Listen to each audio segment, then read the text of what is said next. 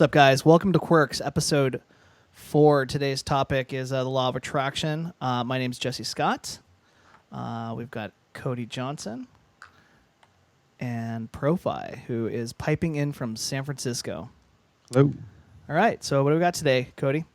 Well, on today's show, you're actually going to be starting. Scott has a really awesome new music segment, which is going to be really fun. I'm excited for that. And then I get to share more of my Craigslist ads. And then, Prophei, you have news and a segment that we just dubbed What the Fact, which I love that. Yeah, I like that name. And then we'll get lost exploring today's topic, which is the law of attraction. Right. So, awesome. On to you. All right. So what is it? What am I doing up first here? How much do you weigh? Yes. I actually dropped 2 pounds this week. Woo. I went to a nutritionist a couple of days. Actually, I want to say Tuesday. And obviously what I was doing as far as my diet was concerned was not correct. Drinking a lot of beer. I love beer. Yeah, you're not drinking beer today. No, I'm not. I'm actually drinking. I bought one of those fizzy soda machines where I can carbonate my own water, and I've got Crystal Light. So I've just been drinking more of that. And also something that she mentioned to me was that because of the way, like I wouldn't eat in the morning. I'd literally just go all day, and then I'd eat at night with Naomi. And eat crap and stuff. And I thought that because I was only eating one time that I wouldn't be taking as many calories.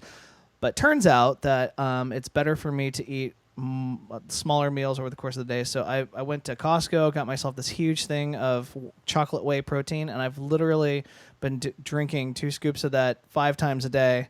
Way to go. and so, but it's working. So in addition to my boot camp, and in addition to doing drinking these whey protein drinks all week, I've started to actually drop weight. Shocker.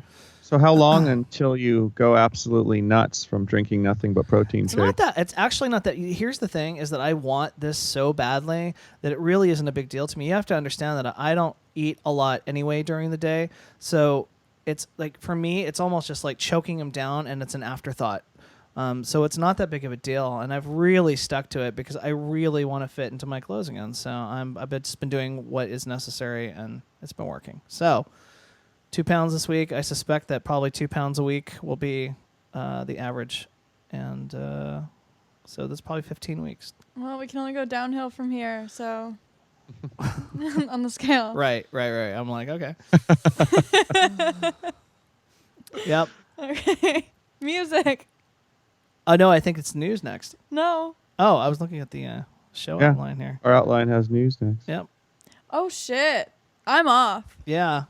Boy. That's all right. We're gonna have to find another host. I gotta go. I know. We put all that time into our order of things, and it just fell apart immediately. I know. I'm sorry. So what's the news, dude? The news. Okay, so I found a handful of things I thought were kind of interesting, and the first one, this one, the lead line on is brains encode faces piece by piece. And what was interesting about this is they did a study with monkeys and the way nerve cells responded to facial features. You and bring it was this up, Connor. was a study about recognition, right? And what they realized about the way they recognized faces was that they broke them down into huge groups of attributes that were very specific, and that each one of those attributes related to a synapse or something in the brain. And they could actually reconstruct faces from the monkeys based on how the cells were firing. It's weird. Nice. So there's the actual face and then the predicted face. Okay. Based off of all the different data that the monkey would save based, for recognizing things. Okay.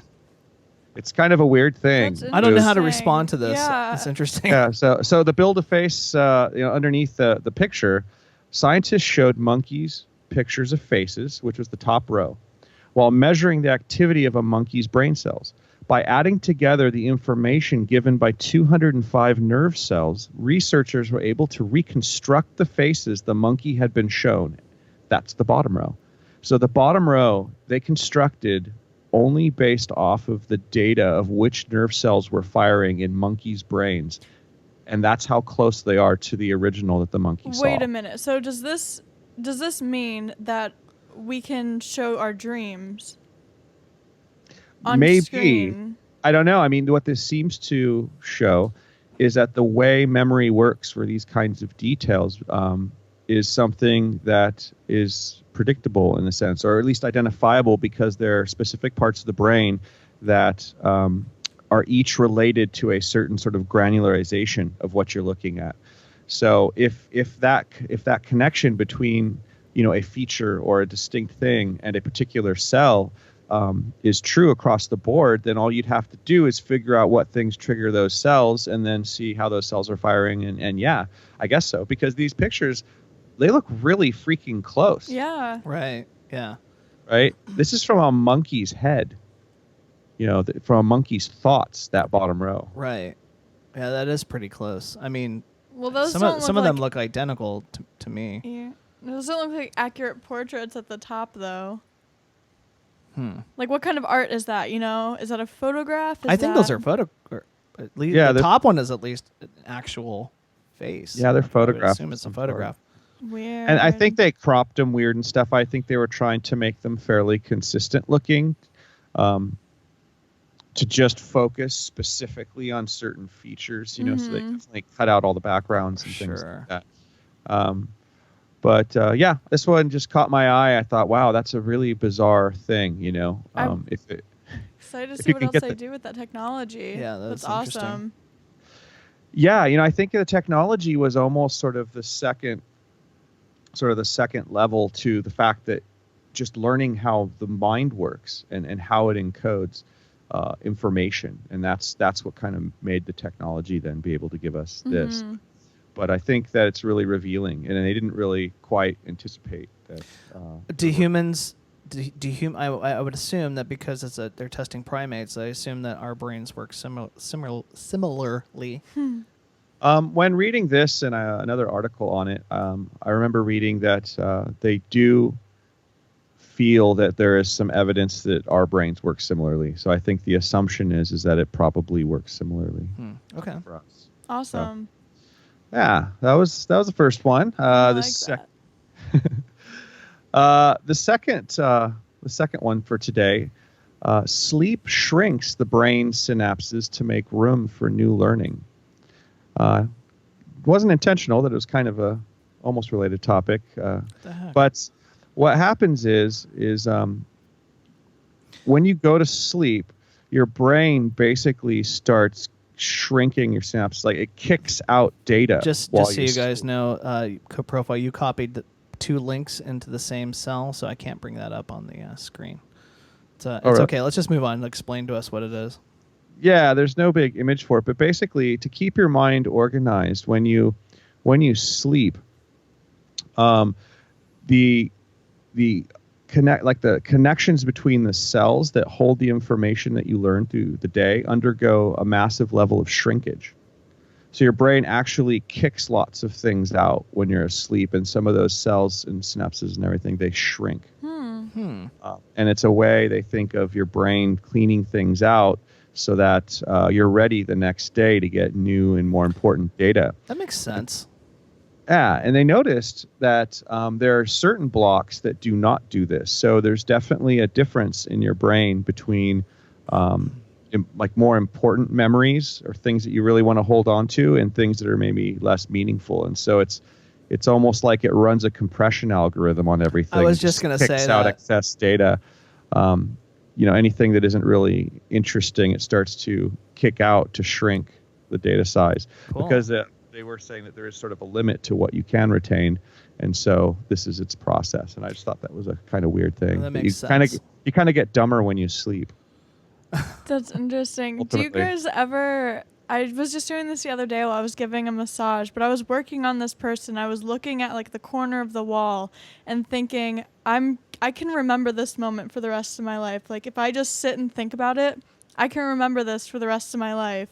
What about that makes that synapse, that, you know what I'm saying, not fall apart when I'm sleeping or shrink when I'm sleeping? I don't know. I made I a would guess conscious the effort. impact, maybe the impact it had on you. It's interesting how memory works, though, because I can still remember details of being a child. I mean, at least I don't know how close they are to the actual reality of what happened, but it feels like I can remember minute details about being, or not just being a child, but also certain moments in my life that I can recall. I mean, I remember writing a book about my life right now, and it's so weird to be able to recall these details about all of these tiny little things and people's attitudes and expressions and things that happened, things that people said. It's weird to be able to recall that, but then I can't remember what I had for lunch yesterday. Well, it was whey protein, but you know what I'm saying. Yeah, I thought we just talked about what you had for lunch yesterday. But you know what I'm saying? Before, like there's certain things I personally I can recall with ease, and then other things I just completely slip my mind. Right. It's maybe long-term memory and short-term memory have something are Same different for me. in the way in their functionality and the way that they work. Yeah. Yeah, it's just I think what's important to you for some reason. I have a memory of only one memory, but from when I was one. In your whole brain bank? Just one memory? In context of what was to follow. It's probably the first time you got laid. No. Oh, I do remember that too. But the what I was going to say is I have one memory from when I was 1 year old, which is really young to have a distinct memory from. Yeah. But it has to do with me walking up the street with my grandmother from the house that I was living in my family was living in when I was born, up to the house that my mother still has. Right. Because it was on the same street. Mm-hmm. And I remember grabbing a hold of my grandmother's hand or purse and walking up the street with her, half stumbling because I was 1 year old. And my mother says that's a totally accurate memory. Yeah. Weird. I remember have being no a idea what baby. happened. Also, like moments from being a baby. My parents used to sell Indian jewelry all over the West Coast when I was a kid. And so they used to have an RV and they would travel to different cities. And I remember specifically being on my mother's lap in an RV while my uncle was driving, and like seeing windmills and trains and stuff. And I remember I was like a baby. I had to have been under a year. And I asked her about it, and she's like, "Yeah, how do you remember that? How do you remember that from so long ago?" And it's really the only memory I have from that age. But it is strange and striking, we have the ability, at least to some degree. Did they ever retell those stories to you, though? Because when someone's telling you a story and you visualize it, and then you kind of can make that into a memory. Yeah. Because I've done that before, too. Possible. Or even Done watching, that, too. you guys probably don't have home videos from when you guys were kids, but I do. And I think that those are memories, but they're not actually memories. They're just... It's plausible. What I saw. I wouldn't say that's... I think that's distinctly plausible. Mm-hmm. So Yeah. I don't know. Just food for thought. Just Yeah. asking questions. Sure. So the next item I have, nothing really you have to bring up on screen. I think it's just the title says it all. Okay. I thought it was kind of interesting. Psychiatric drugs are killing more users than heroin and cocaine. say health Shocker. experts. Shocker. Yeah, and they're referring specifically to tranquilizers and things like that. Wait, they're referring to tranquilizers and not pain pills? Ketamine? Yeah. Now they're referring to benzodiazepine. It's I'll read from the article. Benzodiazepine is a class of psychiatric medications known as tranquilizers, which can reduce the body's drive to breathe and are used to treat anxiety, sleep disorders, seizures, and other conditions. They include commonly prescribed drugs such as Valium, Xanax, and Ativan. Huh. Damn. I imagine in conjunction with the numbers of deaths by opiate, by pain pills, I'm sure that it far outnumbers than deaths by illegal substances. Probably. If this I is don't already know. outnumbering those deaths, then with pain medication, it must far outnumber, which says something about our society. We'll get the research on it. We'll look that up. Yeah. It's a big topic right now with the opiate epidemic, but that's why this kind of stood out that there's been a huge rise in these deaths, and obviously using these and opiates together can cause a lot of problems. Sure. As well. But it's always a weird subject because on one hand, I think they probably overprescribe certain types of medications and things like that. But I really worry when I hear about government wanting to address let's say the opiate epidemic, because the thing with the pain pills is that while some people abuse them and it's a problem, I think that's a problem that doctors need to solve in the way that they, give the medication out. But when the government damns them so heavily to where doctors don't want to give them out, there are a lot of people who suffer from pain that's very legitimate that can take those substances and have relief and aren't necessarily addicts. And it's becoming more challenging for people because some doctors don't want to prescribe them. And unfortunately, there aren't any drugs that address pain the way the opiates do. And people shouldn't suffer. Sure. And I mean, I even have a prescription for them. I luckily don't have to take them constantly or anything like that, but I have a bad back and I have a prescription for them. And on occasion, when I do need them, I don't know what I would do without them. I wouldn't be able to walk. Try yoga. I tell you that all the time. Yeah, but I mean, I exercise and other stuff too. Yoga doesn't fix the slip disc. It can make you healthier, and it's not a bad thing, and it would help for sure. But I mean, some problems are not that simple. I think other people who need these things far more than I ever would. People who are dying of terminal diseases and who are in a lot of pain. I think there are a lot of applications for it. Maybe Prophei, you're not using the law of attraction correctly. There we go. You attracted that into your life. I did, huh? Oh man. Wow. Says the secret. Right. We'll get to that. We'll get into that. I think the last thing that I wanted to bring up, the headline is Uncovering Why Playing a Musical Instrument Can Protect Brain Health. And the summary here says a recent study uncovered a crucial piece into why playing a musical instrument can help older adults retain their listening skills and ward off age-related cognitive declines. Excellent. Yeah, and basically, I'll continue a little bit. It says a recent study conducted at Baycrest Health Sciences has uncovered a crucial piece into why playing a musical instrument can help older adults retain their listening skills. Okay, we just basically said that. Basically, it said the finding could lead to development of brain rehabilitation interventions through musical training. They used Tibetan singing bowls while they were doing this study. Beautiful. I have one of those actually somewhere. I have one too. I have a couple of those. They're really cool. I think here's a really good piece of it to read. It kind of summarizes pretty well. The study, published in the Journal of Neuroscience on May 24th, found that learning to play a sound on a musical instrument alters the brain waves in a way that improves a person's listening and hearing skills over a short time frame. This change in brain activity demonstrates the brain's ability to rewire itself and compensate for injuries or diseases that may hamper a person's capacity to perform tasks. Wow. And so it kind of goes on, but it talks about how people could regain more movement in their upper bodies and things like that. That the rewiring of the brain and especially the playing of an instrument involves coordination and listening and all these different senses. And you can get very tangible levels of healing, especially when people getting old. So. That's so cool. This reminds me of a video that I saw. I don't think it's a new video, but it's been around for a while. I saw it recently. They played a piece of music. There was an older person in a rest home, and they had Alzheimer's disease and didn't really respond to anything. In fact, I don't think they could talk. They weren't responsive in any way at all. And they played this piece of music from the time period of when that this person was younger, and all of a sudden, we're talking about a person who wouldn't respond at all. This person's face lights up, and they start singing along to it. I mean, I cried.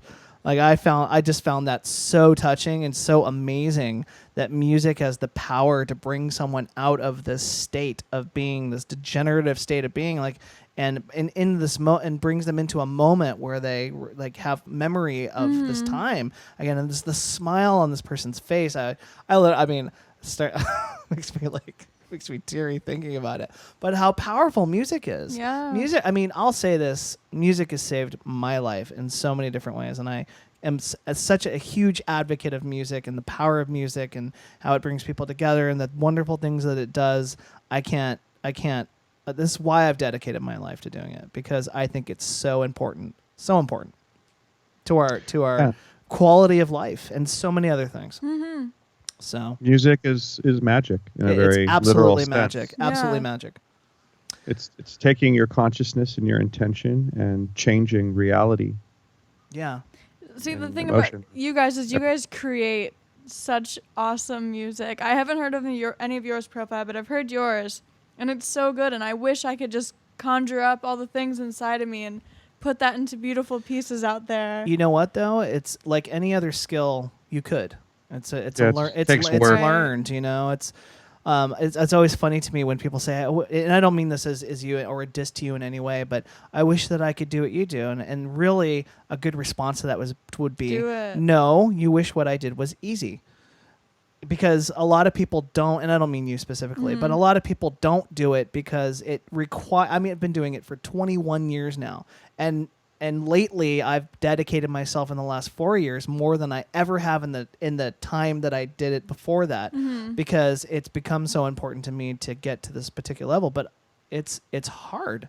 Like anything that you master, or that you would like to master, requires almost like sacrifice of many Lots of other work. areas of your life in order to learn the multiple facets of what is required to put together quality. There's music theory and arrangement and structure and sound design and there's a lot to it, and I could go on forever. But those things require. It's almost like going to get a doctorate in something, although it's not something that I'm going to school for. There are so many components to it, like being a doctor, biology, chemistry. Those things are the same in music, mixing, sound design, all these different facets that make up what that career is. Yeah. And it's a lot of work. And but anyone can do it Right. if you just. I guess I don't want it that bad. Right, and that's what I'm saying. Exactly. And this is a perfect place for a Robert Anton Wilson quote. If you want to be good at something, do it every day. Yeah, absolutely. Beautiful. It's true. Well, speaking of music, I actually have a brand new music segment. So what I'm going to do. Sometimes we'll talk about a band that I've heard or some track. Maybe we'll geek out on some gear or a plugin. Today, I actually have this book that I'm reading, and I'll show it here. Prophei, you've got the camera over there, and then I'll show it to the camera. This book is about internal mixing. And the whole premise of this is, let me just explain a little bit. Traditionally, anyone who's old school like me, and if you see Prophei Studio here, he's got a room full of analog gear. The traditional way of making music, since recording technology sort of came to be, was that you had to have physical manifestation of this equipment to be able to record music. And now that we have the modern proliferation of computer technology has sort of like made itself present in everything we do, and computers have gotten fast enough. A lot of the computers now have programs or plugins that emulate a lot of what you see in Prophei Studio. So, for example, if you have a compressor is a device that keeps dynamic range under control. You would have to pay money in the past to get a piece of gear that did that job. And now what we have are emulations of some of these old vintage pieces of equipment that have become classic and are just loved over time because they have a specific sound. Now we have them all in the computer. And what sort of happened, at least in the last 10 years, I don't know that it's so much of a thing now, and I know, Prophei, you know I've talked about this ad nauseum, but there's always been this ongoing debate of, you have the elitist people who are always who have always been into analog equipment, like, well, it's never going to be as good as analog. And then you have the digital guys that are Right. Then you have the elitist digital guys. Right. There's elitist on every side. There are elitist people on both sides. But the interesting thing about it, and I actually want to talk about this article that I read. Let's see, where was it? I forgot where it was, but they had a shootout between 5 engineers or 5 or 10 people, and they played 5 different mixes, and I think it was of the same song, 4 of which were done in the analog realm, and 1 of which was done in the box by some fairly talented engineers. They didn't give any indication at all which version had been mixed anyway, but the one that ended up winning was one that was done entirely in the box. What's an easy reason for that? Why is that? Well, the thing is, we sit in different spaces on this issue, and in some ways we agree on some parts of it, in some places we don't. We've talked about it a lot. But I think that one thing with this is I think we could both agree that the results are usually sonically different somewhat. Not necessarily Sure. better or worse, but like a Right. mix in the box will probably not sound like a mix that was done on an SSL in a proper studio. Sure. And, or and- whatever, and different right? engineers have different techniques. I mean, you Exactly. could get The a shit approaches are mix on different. analog equipment still. I mean, it's Sure, not- exactly. So I'm just talking about the context of how those mixes come to be is different. So you end up getting a different kind of product. And I think that I'm not shocked by the result, because I think that right now, if you were to look at modern music and the average music listener, what do most people hear? Their mix is done in the box. It's become really, really common, especially in pop Sure. music like that. And so I think the modern aesthetic for music, the way it sounds, the thing that makes it sound like the songs that are on the radio right now is probably, So it fits in. it's going to be the one that has a lot of plug-in use, because of a lot of, I mean, even in my studio, as you know, I use lots of certain plugins and things like that. All of that has given a sound to the way audio is these days. And Sure. I think that's why they would pick that one out. The It funny sounds thing, most though- like the things they like, right? The funny thing is that a lot of these modern plugins are emulating old gear. That's the They funny are. thing, is that there's a certain sound that it's tried and true, that's been proven over the years to be what sounds good to people's ears. So we've still, it's not, we've moved forward in some ways with new technology, but it's really funny to me that modern technology is emulating old technology because it's what our ears think sounds best. Right. You know what I mean? Yeah. The thing is, I think one of the differences, though, and I'm sure you'd probably agree, is if you tried to do a modern mix using just old technology with no plugins, you'd be at a serious disadvantage, just because you can't Oh, can't God, yeah. hook up enough gear, right? The thing with the plugins these days is that you can have a million of them on each track. So the whole style of mixing, like with what's possible now, is so Yeah. absurdly over the top compared to what you would have done Yeah. just with gear like this. In the old days, you had So- to make decisions. You had to Yeah. you had Wait, to what do you commit. consider the old days? Well, Well, anything pre like No, the when I started 2000s, making music in the pre the 90s, 2000s. when I started professionally putting records, I put my first record out in 1995. We didn't have, there were computers, but I didn't have any computer software. There wasn't that stuff, at least to my knowledge, when I was 19 years old, to do the kind of things that we have now. I mean, there were synthesizers and there was electronic equipment, but what the kinds of things we have in the computer now to mix, to do audio, to process audio, those the things 2000s. didn't exist at all when I was 18 years old. Like I said, there was electronic technology. It just wasn't nearly as advanced as it is now. The early software synths weren't that common, and they sounded took like a lot of shit. They took a lot of resources, and I think it's been around longer, but I think we could probably agree that the last decade has really been the renaissance absolutely. of software Yeah. stuff in the box. Anyway, one other thing I just wanted to mention for my music section is I found this really neat app I heard about on Pensado's Place, which, if you guys don't know, that's a really amazing video blog where they talk about all kinds of mixing tricks. And I got this app for my iPhone, and it's got a bunch of different sections. But one of the cool things that this What's it does, called? it's called Music Math. Now, if you know anything about the way that frequency works, it's measured in hertz. And if you take the most fundamental waveform, it's just a sine wave. It's like a sideways S.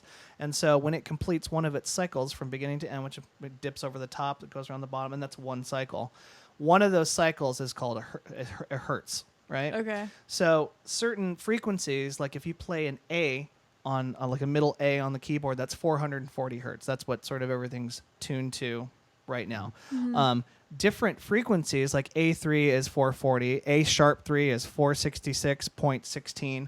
And so basically what's really cool about one of the sections of this app, so if you want to EQ a certain sound and you want it to be musical, you can actually find the exact frequency that correlates to the keys, like down to 2 decimal places, so that you What? can get really surgical about how you're EQing it, and it being sort of in. What is EQing? Yeah, I was just about to say. EQing is to equalize, is to either subtract or add a certain frequency or like on a group of stereo frequencies. Yeah. or in a car stereo or something, when you've been bass, able to mids, adjust the highs. bass, the treble, that's a very raw EQing. Right. Do you guys do that in your cars? Do you guys mess with those? Oh my god! 'Cause I don't mess with those ever. I mean, I do. I have probably. Yeah. I think I have a 5 or 6 band EQ, and I'll sit there and I'll futz with it to get it absolutely the best it can sound. Per song or No, I dial it. no, I dial no, it for I'm the not that car. bad. The system. I dial the system for the car. Yeah, right? exactly. Yeah. Because, like, you can have a set of speakers that are the same between 2 or 3 different environments that they'll sound completely different in each environment because of the acoustic situation there. Because sound waves, they bounce around, and so Yeah. you can make adjustments for your car because one car might be sucking out certain Right. parts of sound that you want to get back. I don't have a very great stereo anyway. So anyway, just to wrap up with this, it does some cool tempo calculations. It shows you delay calculations in milliseconds. I wish I'd had this 10 years ago. But it's really cool that all of these things are in one app. So if you guys are producers and you're looking for just to get surgical about stuff like I do constantly, Music Math. It's on. I think it's for Android as well, but I have it on iOS. So very cool. And that's the end of my music segment for the day. Awesome. Yeah. Sweet. Sorry to get geeky on everybody, but That's okay. That's okay. No, I like it. Do I get It's to talk about? Oh, go ahead. I was just gonna say, the music thing. It's something that Scott and I have done for a long time. So a little bit of a chance to babble about it a little bit. I've been looking forward to it, actually. I like geeking out once in a while. I don't want to do it too long because I know that I don't want Cody to get too lost or feel alienated from the conversation. No, but I'm learning though, and I get to ask questions. Yeah, and absolutely. And I wanted to make this show a little bit about music as well. I don't want to go too far, but I wanted to add You want to that dip component. your toes in. Absolutely. So one of my favorite sections from last week's show was the Craigslist section yes. segment that Cody did, and I think Cody, do you have more of those? Some more stuff. I for us? do have more. I Oh, woke boy. up super early this morning at 5 o'clock. I don't know why. And the first Is that thing I Craigslist did, hour? That's the prime Craigslist prey hour. But the best Nice. ones, and I kind of expanded my radius from Portland. Just Portland, yeah. Just Portland. I went out to cities that I thought would be weird. So I went to Los Angeles, I went to Seattle, and then I went to Miami, Florida. And the Miami, Florida ones I'm were sure. prime. All They were right. gold. All right, let's hear Excellent. these. Okay, so the first one, get spanked. But there's a scale to this guy's spanking. Wait, We don't which have one to is read that? the whole entire one. Is it the one at the top here? It's, gentleman spankings with scale. Oh, here we go. Okay. Okay, so this is Will you bring this up, Connor? a skilled gentleman spanking expert, and that's a I don't know if he gave himself that title or that was bestowed upon him. He was dubbed that title. But He's here, San Francisco. Oh, I did go to San Francisco as well. Yeah, Noe Valley. So if I All give right. him a call. Sorry. Well, I know. I'm real excited by this one. this is a perfect fun gig for You get either $250, dude. Look. Well, Oh, wow. No wait. photos. So this He's is looking a for scale. a female, though. Oh. I'll have to put on some lipstick. and a wig. Well, this is scaled. So how hard you are spanked. So you get paid $150 for a mild spanking, $200 for a medium spanking, and $250 for a hard spanking. I wonder what denotes hard. I wonder. Right. Like, is he using, what's the thing that measures? Like a paddle. I wonder if he's got a paddle to begin And he with. has it on different notches or different swing I don't lengths know. or I never really liked how loud spanking. the spank is. I got spanked as a kid. I don't Well, didn't look, bring it into my usually- adult life. It says usually lasts 60 to 90 minutes, including breaks. That's a whole massage session. That's a lot of that sounds Yeah. like that sounds What is like this bruising. like, including breaks? He's like, all right, team, we'll go get a water break, and then you come back. If you can walk. You can go crawl. Army crawl across. 420 friendly. No cigarette smokers or hard drug users. Please be fit and healthy like me. It says petite, lean, with a little curvy behind to the front of the line. Well, Prophei, you fit perfectly. Yeah, no.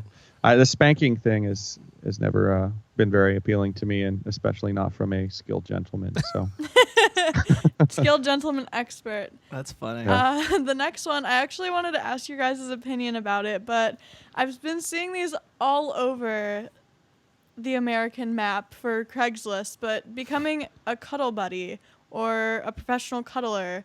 And what do you guys think of this? I've heard about this before. And I don't think that it's a bad idea at all. I think that everyone needs some love and affection from time to time. Would you do it?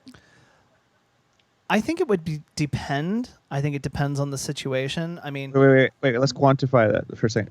Would you do purchase it this, or would would I you be a professional you mean would I cuddler? provide, or Yeah, would you provide, or would Yes. yeah? I guess answer both. I think, you know what? I'll be absolutely honest. If I was lonely and I didn't have any options in that arena, I probably would do it. Mm-hmm. And in terms of being a provider, I can see sure, but it also again it depends on, I think, on the person. I mean, I don't think you get to screen. It's kind of like what my job is, where I don't get to pre-screen and choose. Is this someone I want to be cuddling with, or is this someone I want to be massaging? I just have to do it. I understand that. Well, for me personally, and I have an ethos about how I go about life. I'll try anything once. Most anything once. Well, that includes the cuddling. Yeah, I'd try it. But you know what? Life is short. Why not? What about you, Prophei? I've enjoyed a good cuddle in my life, sure. But doing it on a professional level or seeking professional assistance, I don't have an opinion about it in general, but I don't see myself searching for either. I don't either. I have lots of good friends, all of which I could probably get a nice hug from if I needed to. And I also have a wife, so You could take it down, Connor. I think I'm okay. You get as much cuddling as you need. Yeah, I'm cuddled. You're cuddled. It's okay. Yeah. I would absolutely do this. Yeah. Have you thought 100%. about doing it? Maybe like adding it to your I have massage thought services, or are about people going this. to take that wrong? You A know, little too full body contact. It's professional. And I know people see the line skewed. I was thinking about this today. People see a skewed line of cuddling, and that just leads to, what would you do if you were spooning and then the person behind you popped a boner? Right. What do you do in that situation? I think there are protocols for it. I think they have a manual written, and as long as it's professional, Right. I mean, would absolutely do it. You're a masseuse, so I'm sure someone's popped a boner before. What did you do? You just ignore it. Yeah. But if you're cuddling, I guess that's harder, right? Yeah, definitely. Literally harder. Yeah. Right. Well, You feel it a bit Well, more. you know what though? Like if you're, when the body's stimulated at times, I mean, sometimes you can't help it. I mean, it's not always a sexual thing. Sometimes affection causes it as well. Mm-hmm. You know, There's no moral judgment. Just none at all. You probably encountered this. I mean, I've never worked a job where I would encounter a boner or some other form of stimulation. Lucky you. Right. Well, I don't know. I think human touch is one of the most important things, and I think we all need it to stay sane. Absolutely. I agree. Yeah, absolutely. So I would absolutely do it. That's my 2 cents on that.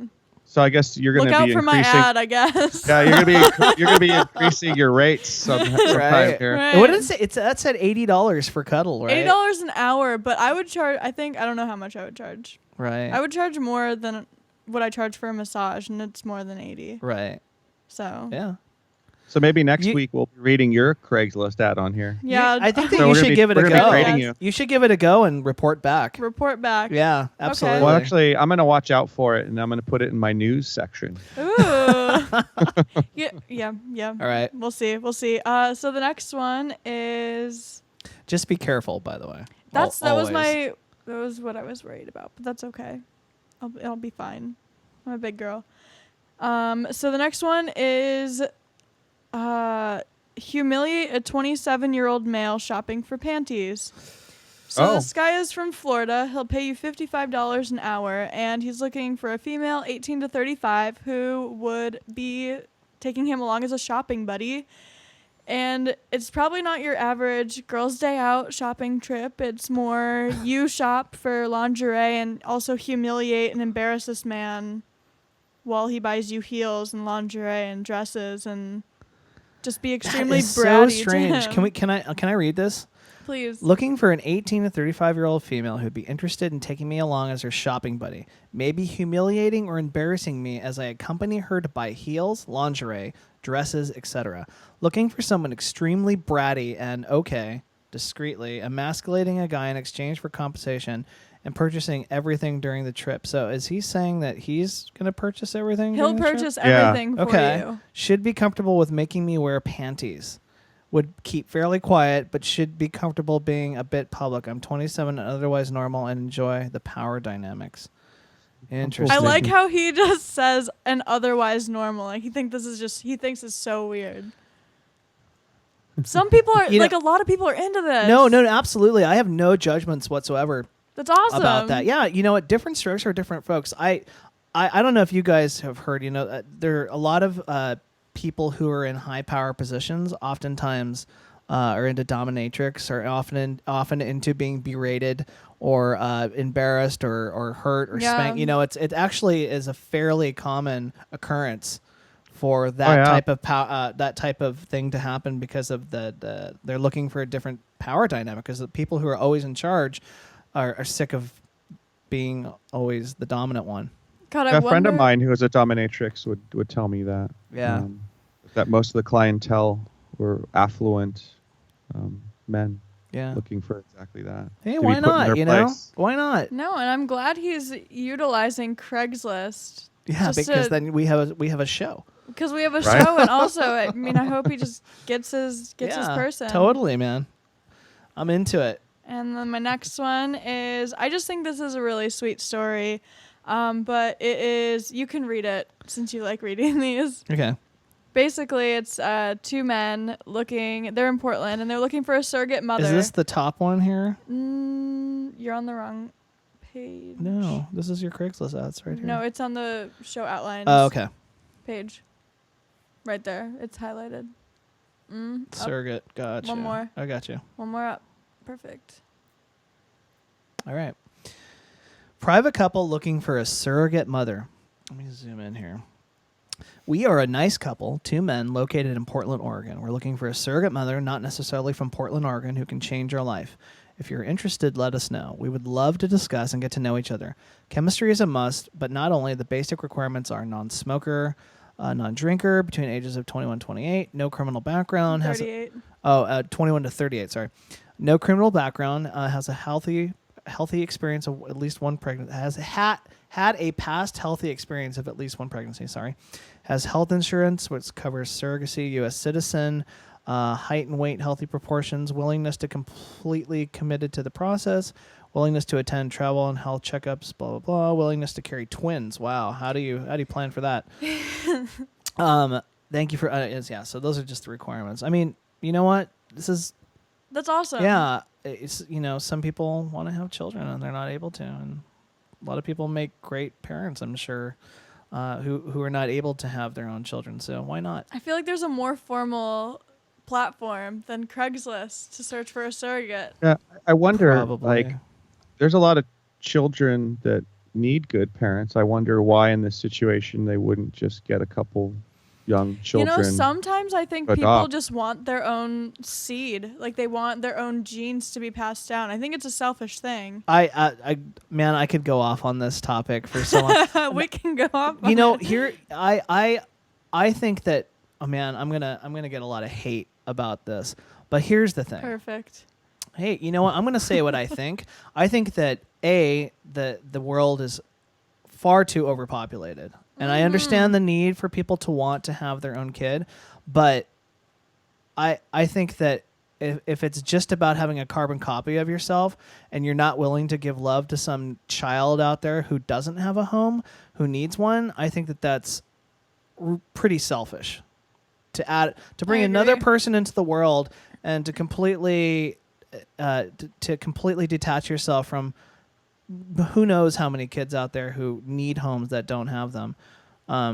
If I ever had a kid, I would adopt. I mean, I have a vasectomy, so I'm never going to have my own kid anyway.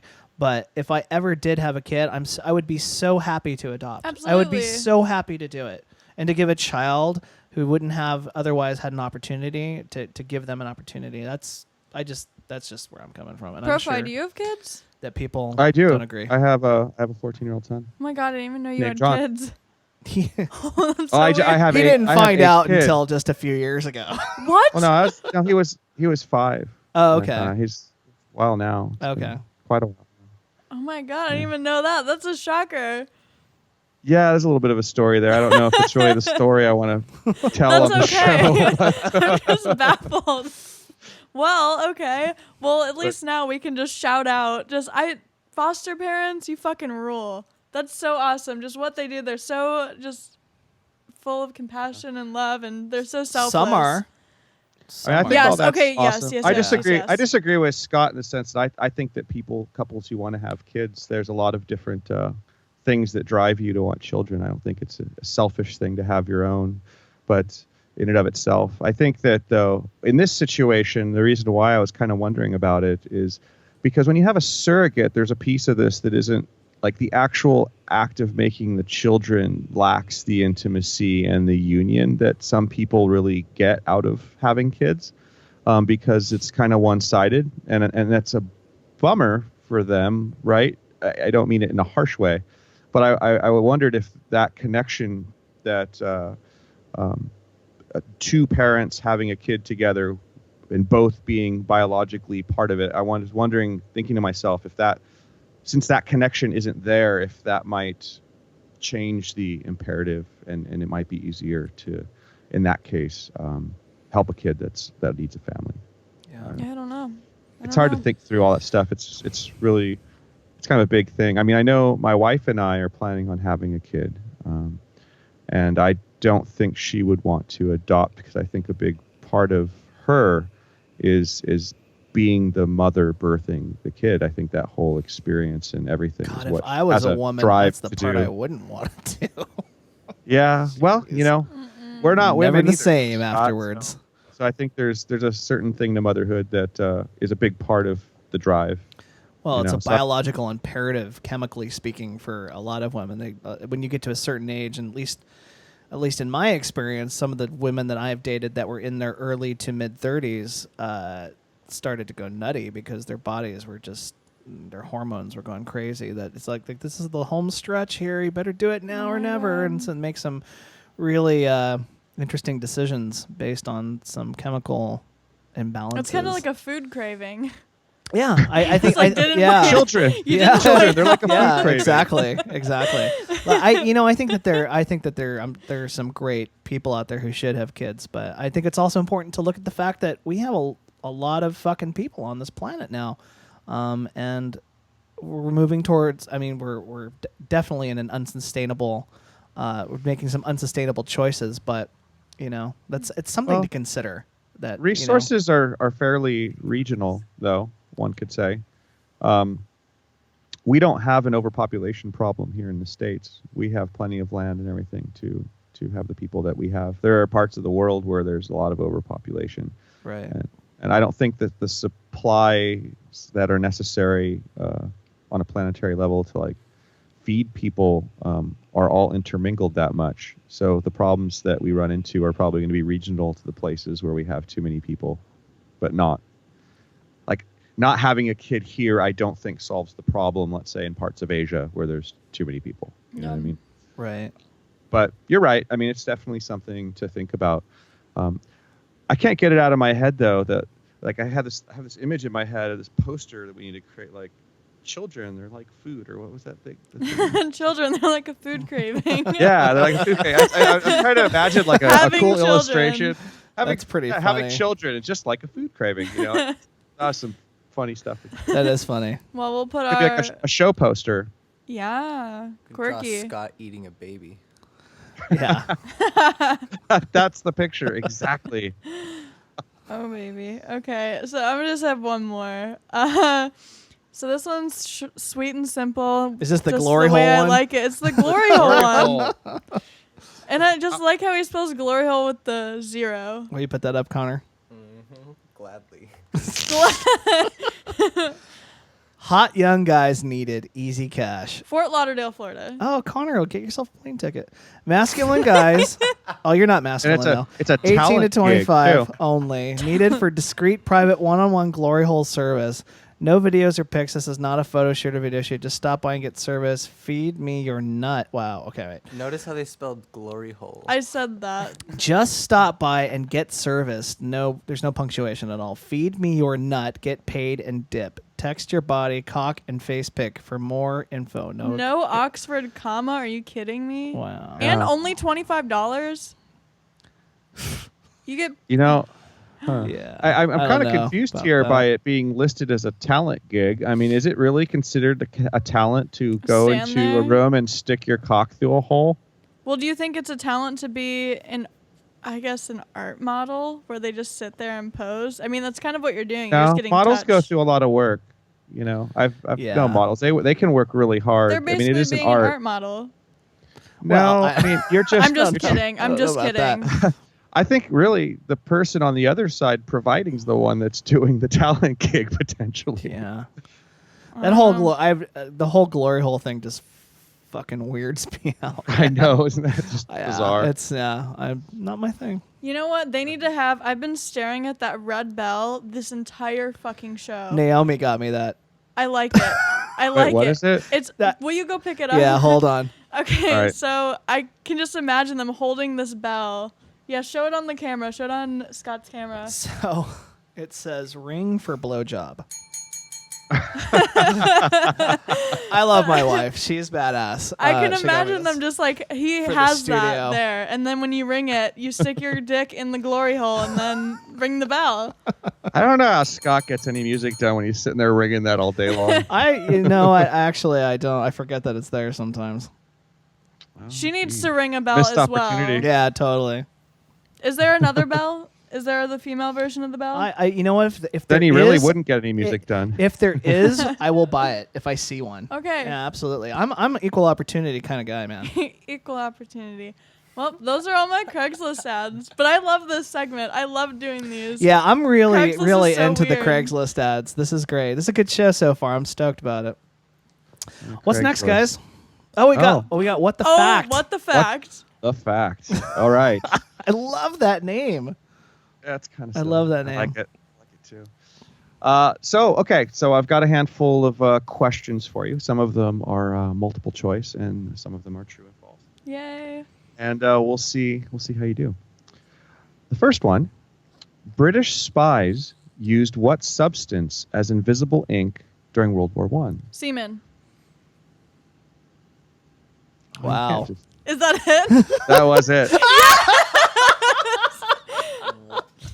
Oh, wow. Bam. Okay. So clearly she's read that. I was going to factoid. say lemon, but I don't. But see, I had some good answers here. I put egg whites, lemon juice, or semen. Well, no, I don't know. Wow. I know my facts. No, I'm we know what's kind of on her more mind. Fascinated. I'm more fascinated by how you got that answer so fast than I am by the question. So, do tell us what's the background? Why would you blurt Why out do I semen know that that? fast? I don't Yeah. know why I know that. I just think of the black light.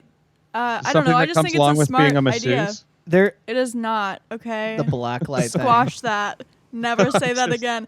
Do you know that masseuse is the term that they use for like the unfortunate situation where women are in the sex trade and the massage therapists that give you the happy endings? That's what you refer to as a masseuse. Okay. And then I'm a massage therapist. We need to make that clear. On the black light semen thing, because it triggered something that actually made me really laugh one time. Memories. I hope it's not messy. No. It's not my own experience. It was a comedy sketch that I saw on Saturday Night Live, I think. Whatevs. I was on Saturday Night Live, and it's like the FBI agents were going into a murder scene, right?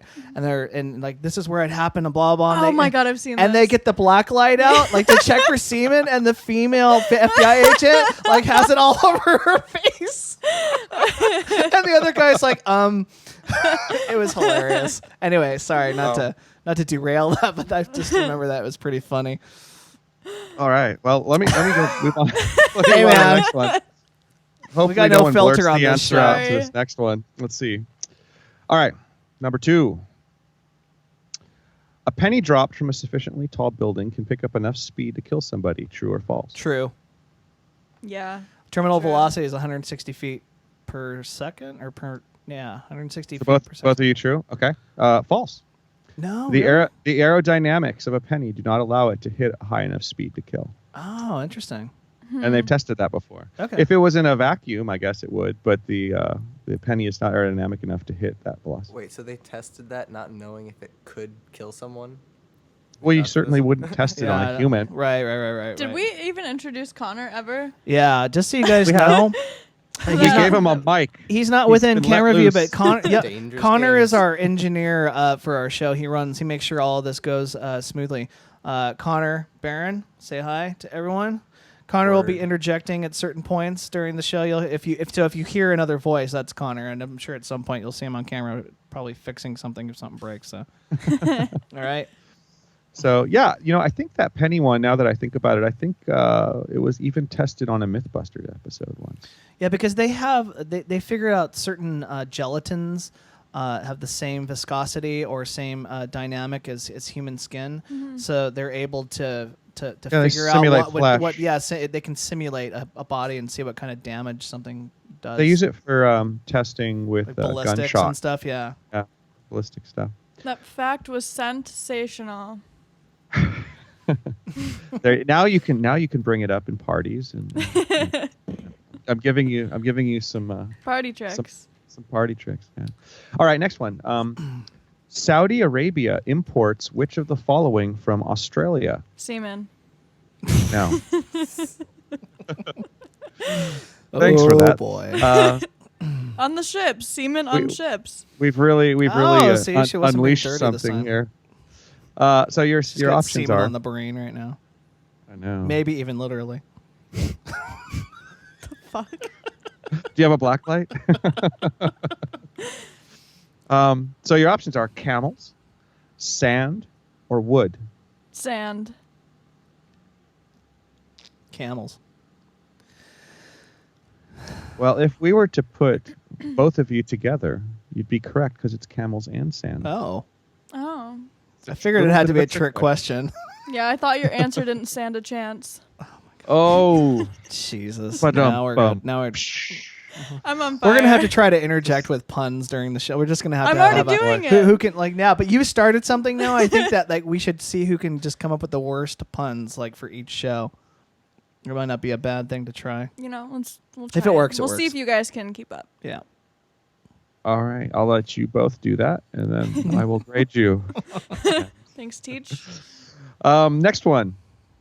Dr. Seuss invented what word from this list? Nerd, ham, Horton. Horton. Nerd. Horton. Nerd. Horton. Horton. Here's who? Nerd. Nerd. What? Oh, I know it wasn't ham. Dr. Seuss invented nerd? Yeah. Thought that was weird. Wow. Right on. That guy was so cool. I gotta ham it to you. That was a good fact. Oh, Jesus. This is going to drive me crazy. What have know. we unleashed here? Wait, you have a Dr. Seuss right up there. I know. Yeah, up on Anybody listening to this is going to get really tired of the puns, I'm guessing, All right. eventually. Well, So they make can them just good. Yeah. punch me. Oh, jeez. Oh, Jesus. I love the groans. Just wait for the All right. comment section to fill up with what an idiot you are like last time. When did Cody become a dad? Oh, geez. Okay. The next one. What kind of men are trusted more, bearded or clean-shaven? Huh. I want to say bearded. No, I'm going to go with clean shaven. I don't know. I guess it depends on what era you're living in. That would be. And also what part of the the country you live in, what city, if you live in a city. Well, I'm going to guess it was based on some sort of a study, and I'm going to guess it was a Western study. So I wouldn't be swayed Is by it I'm gonna go modern? with- A or modern something. Western study? I believe so. I didn't dig into it that far. I'll oppose you. I'll go clean shaven. Okay, I'm going to go with bearded because I don't really know. But the trend is beards right now. So, I mean, Bearded. yeah. Nice. Just thought it was a strange one. I have one more. Complaining is healthy. True or false? False. No, I think that's really healthy. I think that acting to change what you're complaining about is healthier. But just getting it off your chest is therapeutic in itself, and then you can Sure, I just can like see let it that. off into the universe. I can see that. I won't disagree with that. Codi has it again. It's considered healthy because releasing the tension during complaining releases tension and increases your immunity. But it doesn't release semen. It could. It's not a boat. Just on the semen topic, I just thought I'd continue down that road. All right, what's next? The law of it's our attraction. show topic. Speaking of semen, the law of attraction. I snorted again. I love that. It happens from time to time. So good. All right, yeah, law of attraction.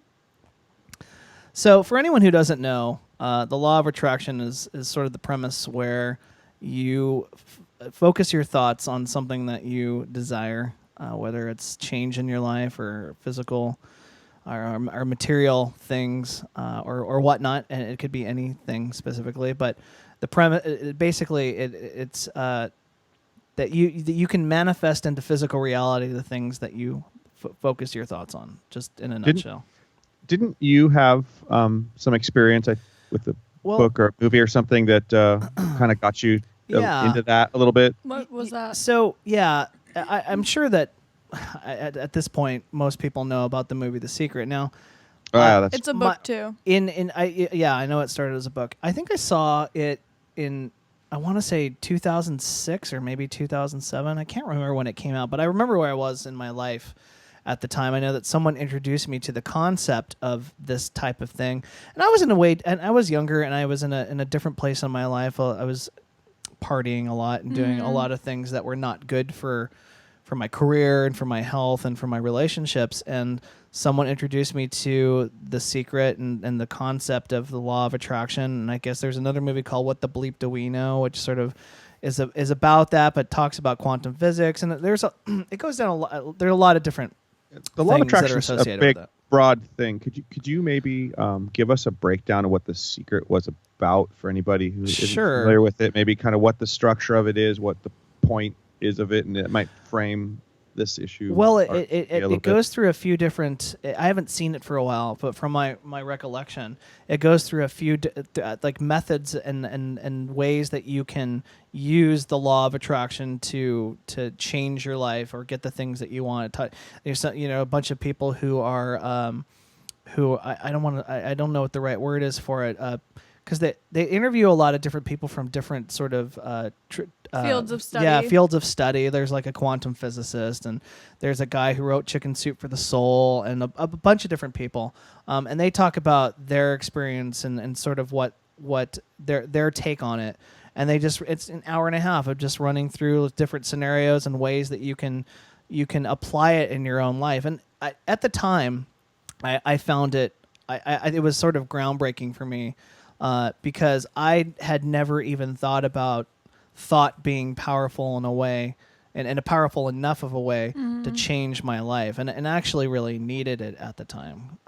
So you said it. I mean, you mentioned earlier that it's kind of just manifesting things in your life. Well, it's taking control of your thought process. I mean, really, if you boil it down, it's about taking control of your thought process, which, regardless of whether or not you believe in the law of attraction or any of the froofy stuff that goes along with The Secret, and a lot of people don't, but the premise of it, just taking control of your thought process by itself, is innately powerful.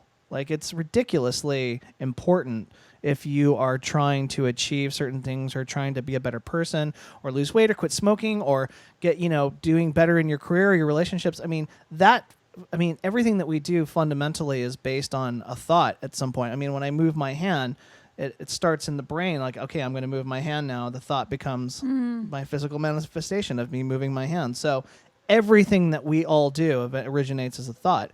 And if your mind... So what does that mean, though? If everything we do originates as a thought, what is taking control of your thought process as distinct from that happening all the time? Well... See, here's where The Secret, I think, is a little bit is there's some bullshit to it, because the way that they explain it, it's that if you just think about something enough it will come to be. And I just don't know that that is necessarily the case. You know, I So where's the line? well, Like you said, it works to some extent, right? Well, So- where the secret for me was beneficial, at least in its fundamental basis, was that it changed my attitude about how I approach life, and that's for me is that was really important. Now, what I believe about that now, do things manifest themselves just by sheer thought alone? I don't think so. I'm on the fence. And the problem is that I've seen some magic in my life that I cannot explain. Whether or not what that's derived from, whether it was my own actions or if it was something that I did that caused something to happen, or whether it was a thought that I don't know. I'm leaning towards that it was probably something that I did that caused a certain a chain of events to trigger that led to something that felt magical. Yeah. If I use my logic, that's the best way to quantify it. That being said, I do believe that there are some things that are beyond our explanation that are perhaps in other realms that we don't see, but I have no data to show it. Right. So I have to lean towards logic on it. You know, the ideas here are pretty ancient. I mean, you have, you know, a breakdown of this in metaphysics and things like that. I think when I've encountered things like The Secret, I haven't watched the whole thing.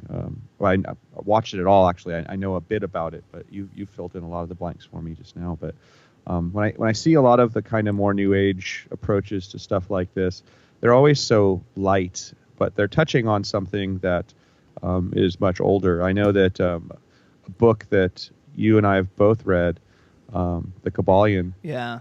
Just kind of a primer on the fundamental root of metaphysics and stuff like that. Will you break that down just in I've 30 seconds? Can you break that. down? Sure. Because that book changed my life too. It was really it helped to marry like the spiritual things that I seem to lean towards, and also the logical side of my brain. It brought those two together in a very unique way. So.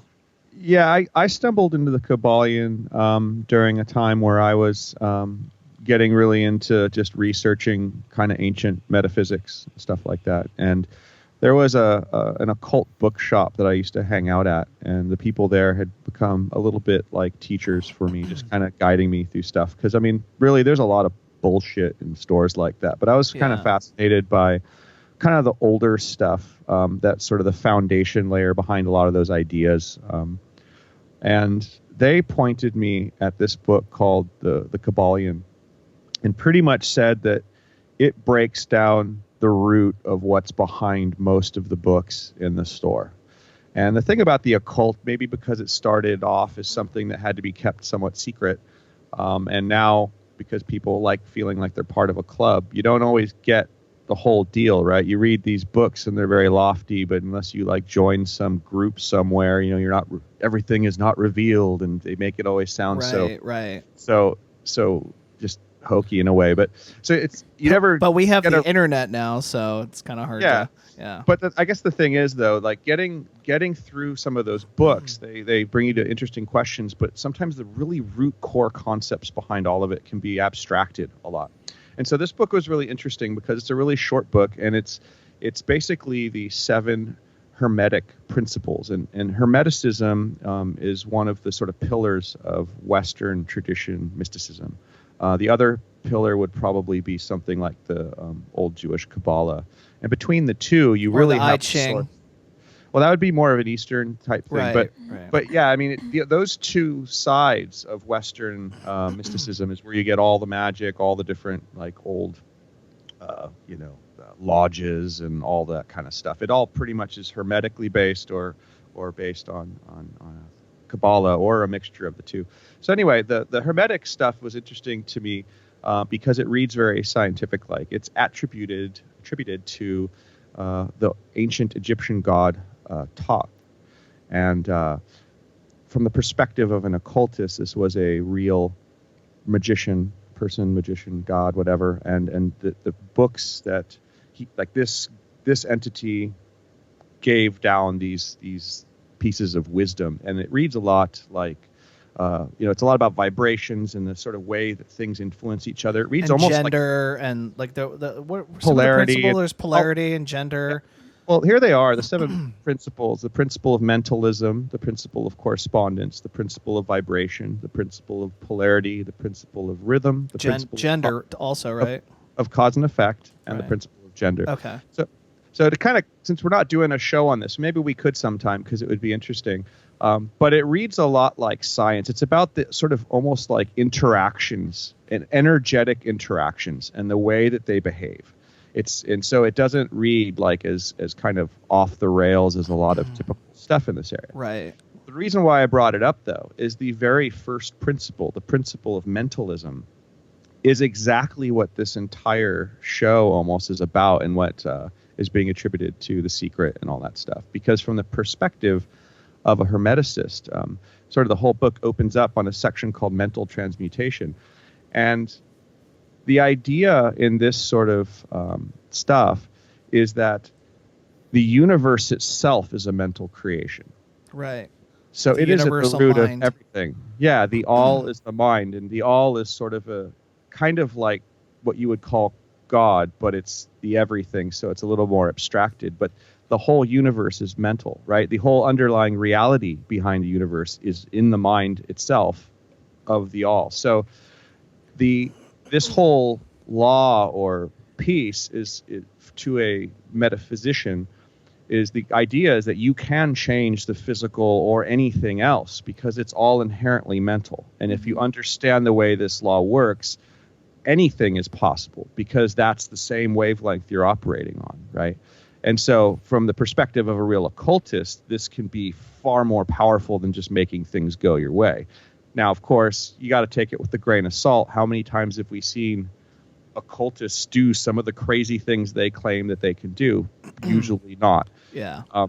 And sometimes I believe in this. Sometimes I think it's probably bullshit.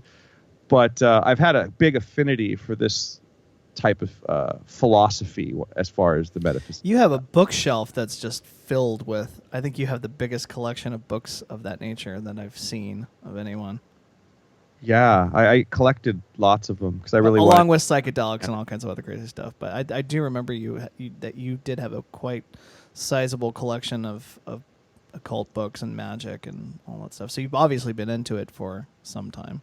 Well, I wanted to figure out if there was a sort of unified theory behind all of humankind that sort of exposed something about, maybe where we came from or something a little beyond what we read about in history. Mm-hmm.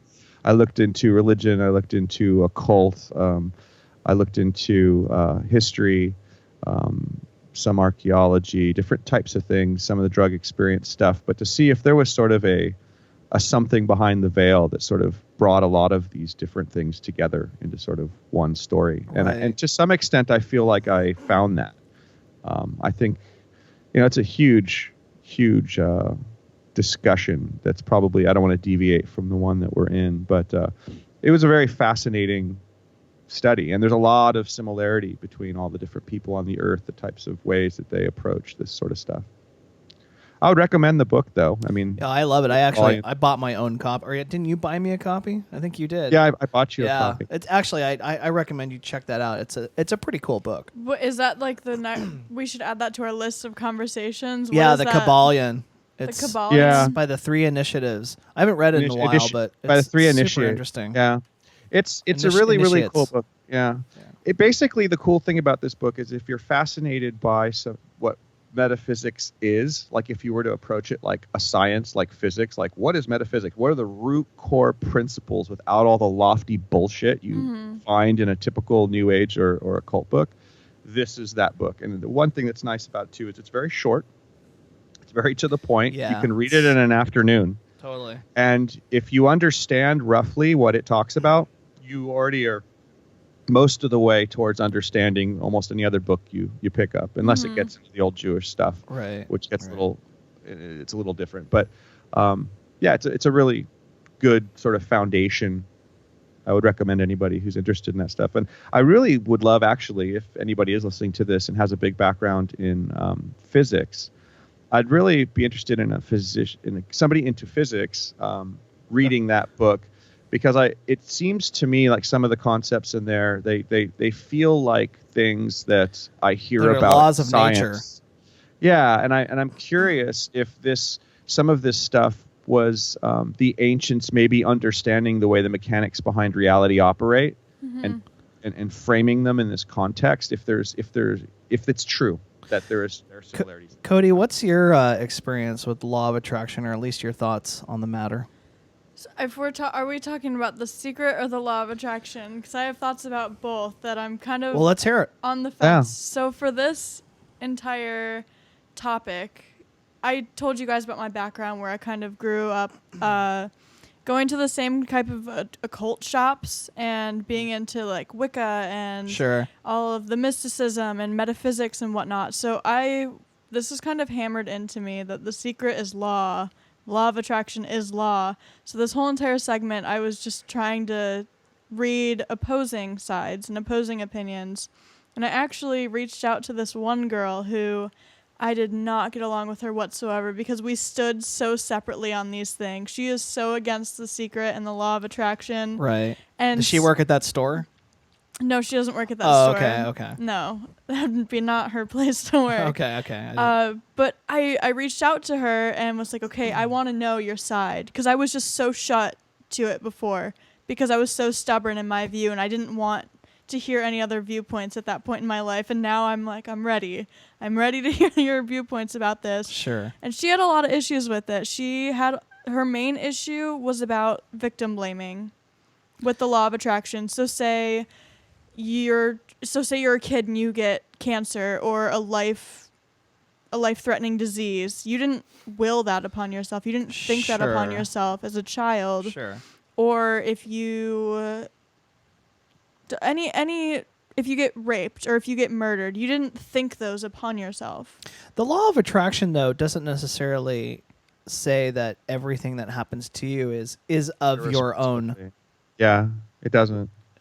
So if someone else thinks these thoughts about you, they can just occur to you? I don't Or they know. can happen to you? I mean, a lot of people, if consciousness can alter what happens around us, which is ultimately what this is about, I would imagine that intersects between everyone. Like the things that happen everyone has a consciousness and everyone is acting upon different types of things, and I think that impacts others. I mean, there's no reason why it'd be your responsibility, like that you're responsible for everything that happens, because That's you exactly don't what The sit- Secret says, though. It says you are responsible for what happens in your life. Well, It's quoted in there. but isn't it from the perspective of from the long arc, like as far as reaching certain goals? Is that really? And this is where I don't know, and so it's a question because I haven't seen it.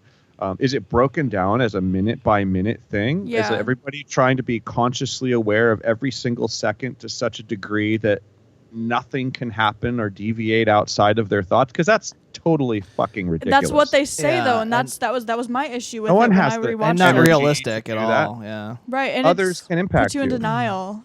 Because you can't take away someone else's will. And if their will is to do something against you or to do something that might have nothing to do with you but sets a chain of events in motion that ultimately hits you,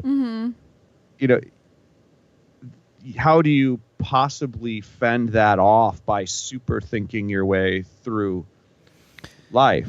Yeah, I don't know. exactly. It doesn't sound. It doesn't right. say that in The Secret. It just says you are your own responsibility. Everything that happens to you is a result of your energy and your thoughts that you put out into the universe. There I is could one see moment. that. There is one moment in that movie though where they also say that at the beginning, trying to be present in your thought. I don't think that's about controlling every single thought. To at least be present and be conscious of where your head's at, which I think is a good idea. Yeah, there are good points in this. Yeah. But they said that over time it becomes easier, and I agree with that. I do agree that at least for my own change, I did notice myself being more present with my own thoughts and what I was feeling, and not just it's like I didn't feel like a runaway train after a while, just paying more attention to where I was at. What am I feeling? Why am I feeling this way?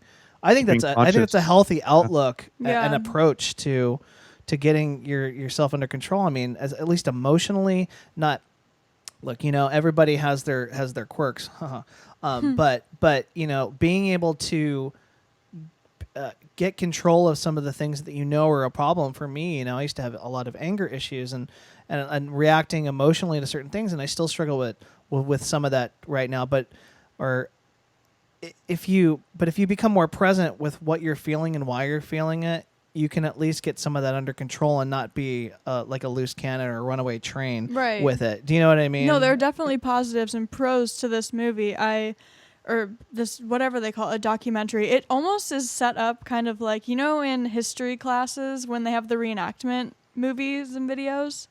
Yeah. That's exactly how this is set up. Right. It has all these reenactments of how your day goes if you think negative thoughts all day, or how your day goes if you think positive thoughts all day. Right. And I do like that it teaches that there's a positive attitude that you should have for your thoughts when you're trying to get your life together. Right.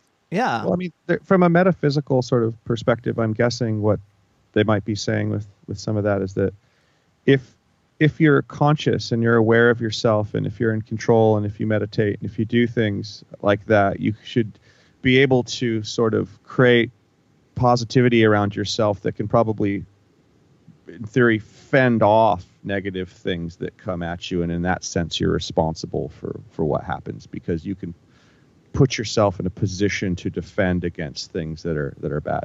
But the problem with notions like that is that there can always be someone who's stronger than your ability to fend off negativity. But beyond just someone else like imposing their will on you, even getting the things that you want for yourself, for your own life. For example, I want to be a great musician. I mean, just as a generality. That's not just going to happen just because I'm thinking about being a great musician all the time.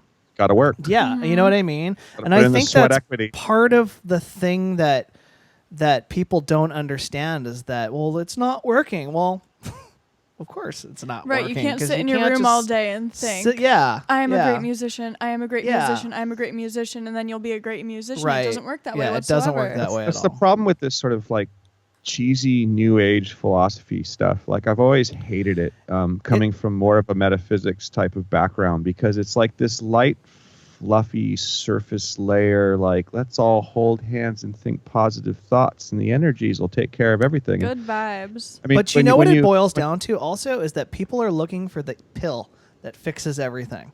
It's that same thing. Well, I want to lose weight. Well, there's this pill. It's the fast way of doing it.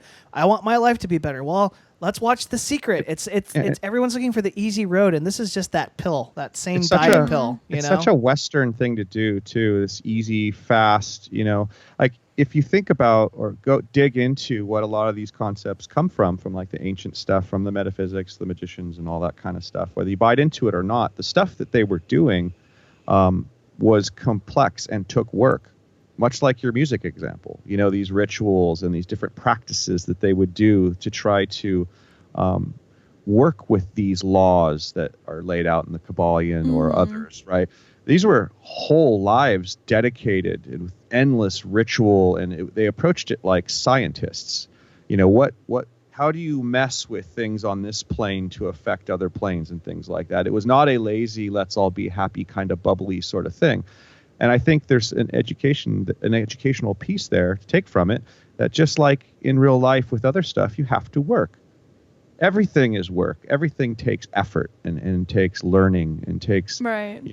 You and create because then everyone would just have everything they wanted all the time. And you create your reality by busting ass for the reality that you want. Right. And sometimes it doesn't go your way, but you can manifest awesome around you if you work your butt off to make it awesome. Right. And it can even be your attitude about it. Like if you go into work every day, say, I hate my job, I hate my job, I hate my job. I'm sure there are things about that job that you can like, right, that you do like. It's just your attitude about it is just horrible. That's true. But the thing about the goal, like being a great musician, we'll use that as an example.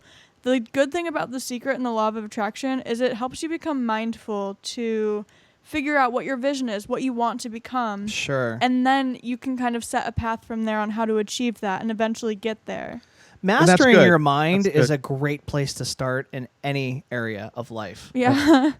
Being present and Absolutely. conscious. Mastering your own mind. I mean, you look at some of these Shaolin monks who have been studying or just been meditating and doing these incredible things. They since they're children, starting at a young age, they're taught to meditate, they're taught to focus, they're taught to do these feats because of the way they can control their mind. They can some of them can sit out in freezing cold and raise their body temperature so they don't freeze at night, or throw I saw Chris needles Angel through do that one glass, time. or throw needles through glass. I Yeah. mean, it takes intense focus, and you know what? Studies have shown that meditation is a powerful thing. Oh yeah. Fuck Oh yeah. yeah.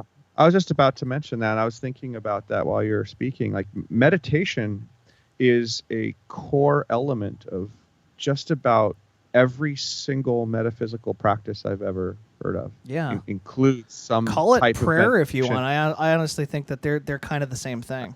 Well, it is, but in a sense, it's like prayer is almost the light version again. It's like the surface version, Right. because meditation takes more discipline and it takes more time to really Yeah. get the most out of it. Like, I hate the fact that I have to say it this way, because I haven't done it since a very particular period in my life many years ago. But there was a point in time when I was studying this stuff where every morning I would wake up and I would meditate for an hour, and I made myself do it every day.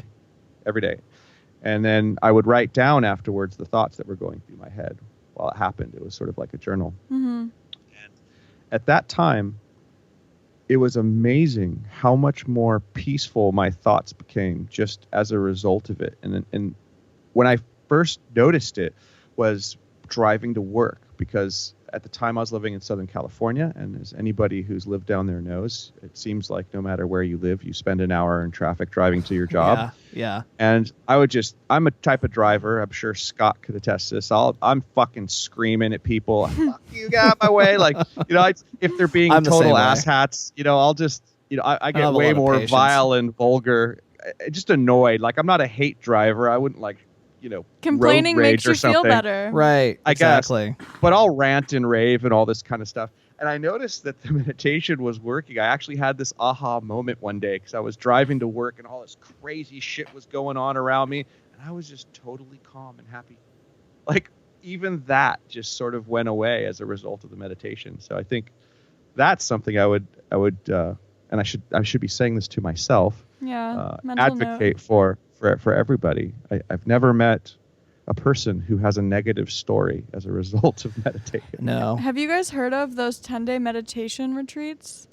No, but I'd I have. love to go do one. They're silent retreats, and you just go there for about 10 days, and I think the monks teach you lectures, and you Oh, don't talk man. to anyone. You just You can't speak. you can't 10 days. speak at all for That- 10 days. I would love to do something like that. I think it would be so good for my brain to do something like that. I would love to do something like that. I mean, it would be hard. I don't know if I could do it. It'd be hard. Yeah. I know it would be hard. 10 days. 10 no days. words. But it's just like Joe Rogan says, man, do something you suck at and get better at it. Like, it's just meditation is difficult. I try to do it every night before I go to bed, oftentimes me resulting in falling asleep, which is sort of the point, for me to relax. Right. But it's difficult. It's difficult to do. I think I've only ever done it. The longest I've ever done it was maybe 30 minutes one time, and it was really interesting. I found my head. I felt like I was in a 3-dimensional place, that I had just gone to this. I felt like in my mind like a 3-dimensional space. So what would you say is meditation? Maybe we should define that, because I personally think that you can be meditating when you run. You can be in a meditation state when you're getting a massage. I know I can meditate when I get a massage. There and are it's lots of things that are meditative. things. Yeah. I think there's a difference between meditating and something being meditative. I Right, don't know yeah, if I would I agree. define it quite as loosely. I think, like, if I think you could totally meditate, I guess, if you're getting a massage, if you're relaxed. Well, maybe. See, the thing about meditation, and I'm going to kind of pull this off the top of my head. When I think figure it about out when you talk.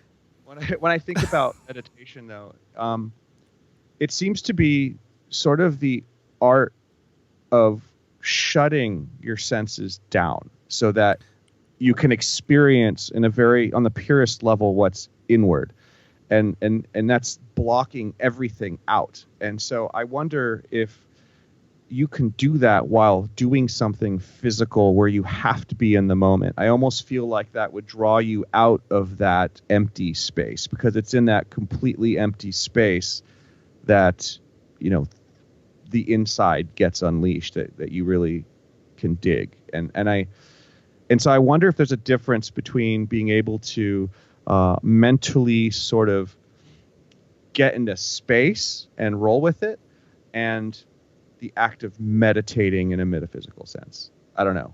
Does that make any sense? I feel like there's a distinction. I don't know if I'm We should also describing it try not to correctly. veer too far off on the original topic of law of attraction and how the go back. We should Well, probably we're go all back on to the mind. right. We're on the same thing. This But is just meditation a would be like a whole. I mean, we could do a whole show on meditation by itself. Do you know what I mean? Yeah, and I think that's something that I think they want you to master to be able to correctly use the law of attraction. Sure. Which I think, Yeah. Not master, but just Right. improve on. yeah. Well, I think we could maybe it worry about starts the with definitions when we do a show on it, but Okay. I think meditation is probably a big part of this, because to Right. really know yourself, to really have, to have a presence of mind and all that, I think you have to learn to control it by. Well, meditation those starts types of with learning tools. to control your mind. I mean, Exactly. that's sort of the end result of just the beginnings of learning to control your thought process. I mean, if you're a crazy person who can't even function during the day, or even if you're just overly emotional or can't get control of your emotions, and they just completely override all of your brain functions because you're so out of whack, just being present with your thoughts is a great place to start. Meditation maybe being the process that happens later on down the road once you're able to get past some of the just initial things that keep you from being functioning normally, Maybe I think that meditation is maybe summed up as having the ability to control specifically the way your senses operate. I was gonna say something about senses too. Because I I mean, agree. meditation is shutting down your ears, almost shutting down your vision, shutting down. It's the ability to control the way you're perceiving, right? And that gives you an incredible amount of power. That gives you the ability to accomplish exactly what you were talking about. It might just Like be the the presence of mind reaction and all as that. well to the senses, because I know in a lot of guided meditations they say you may hear outward sounds from the world, and I just want you to ignore them and continue. Right. So it's your I've done a lot of reaction, those because too. it's not like you physically shut out those But you sounds, because you control still the way you hear them. perceive. Right. Yeah. You control your reaction to them. Have either of you guys ever done a sensory deprivation tank before? No, but I Have want not. to do one.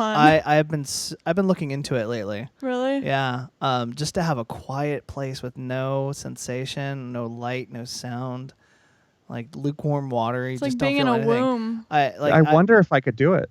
Like, I hear that it's almost to some degree like a Unnerving, psychedelic right? experience. Well, yeah, I mean, if you get past that part, but it's almost like some people describe it as a psychedelic experience because it's so you're just not used to. We have sensory input happening all the time, and our brain's just not used to not having any of it.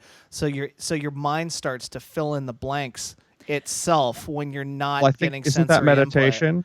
It's almost like forcing Right, you into that's- a but meditative that's- state, because it cuts everything else That's why I out. want to try it. That's why I want to Yeah. try it, because I find myself so easily distracted by the phone, the computer, the music sounds outside, things I got to do, the dog. Like I would. That's why I want to try sensory deprivation, so that I can be forced into that situation. Is So that you're gonna do it?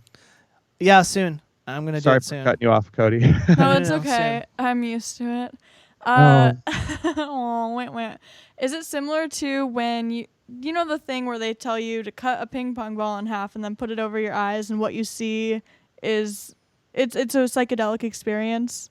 Similar. It sounds the same. Well, they put you so sensory deprivation tanks. It's a tank that's obviously a little bit bigger than your body. They put Epsom salt in it so that you float, so that you become buoyant. There's a certain amount of salt, like the ratio of salt to water. It's completely dark.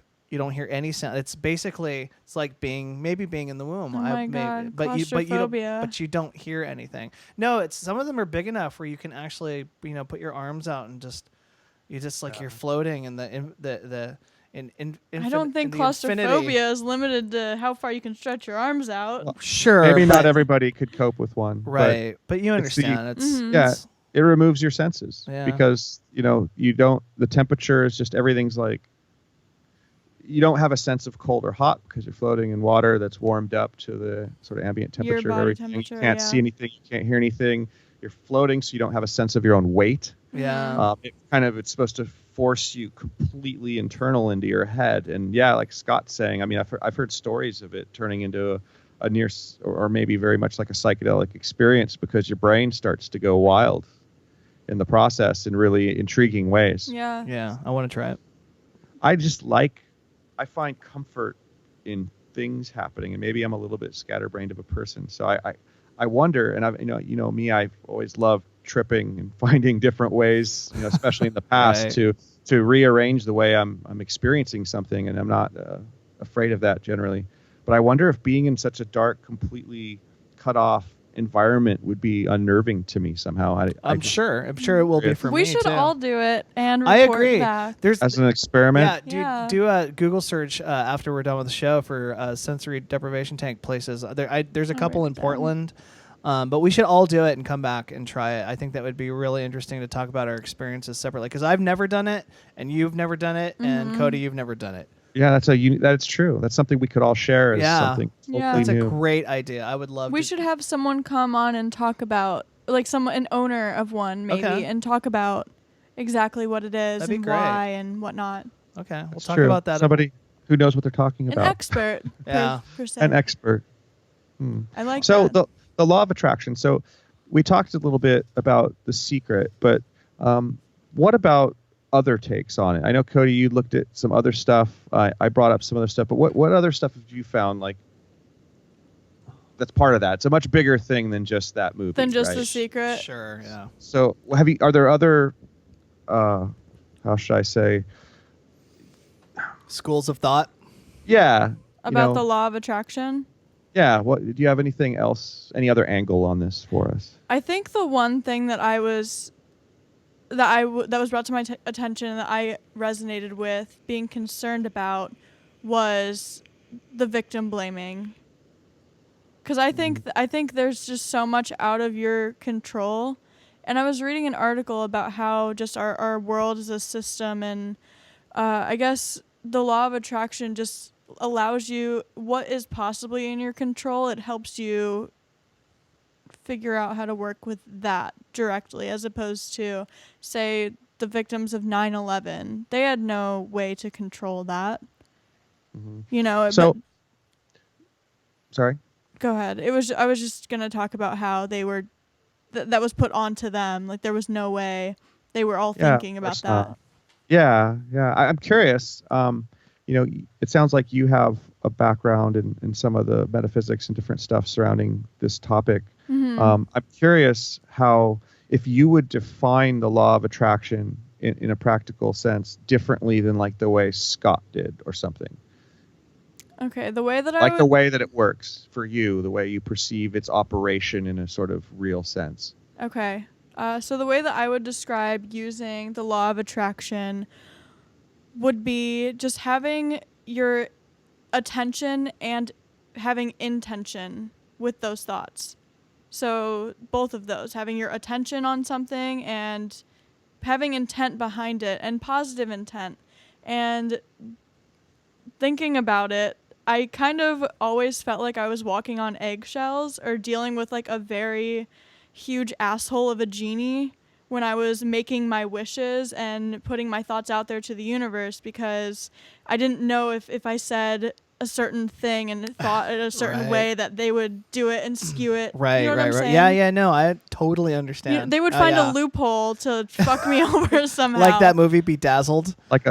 Like a thought form entity that's out of control. It's just side note, good movie to watch. I think I forget, it's with Brendan Fraser and Elizabeth Hurley, and she's the devil and she gives him 7 wishes. It's like exactly what you're talking about. She fucks up loopholes. she finds loopholes for every wish and puts him in some fucked up situation. And I feel like I've heard of stuff like that. And then The Secret, it talks about you have to be very clear and concise on what you're thinking and have no negatives in your thoughts. And I know other things in the law of attraction say, like negatives, you shouldn't say any negative.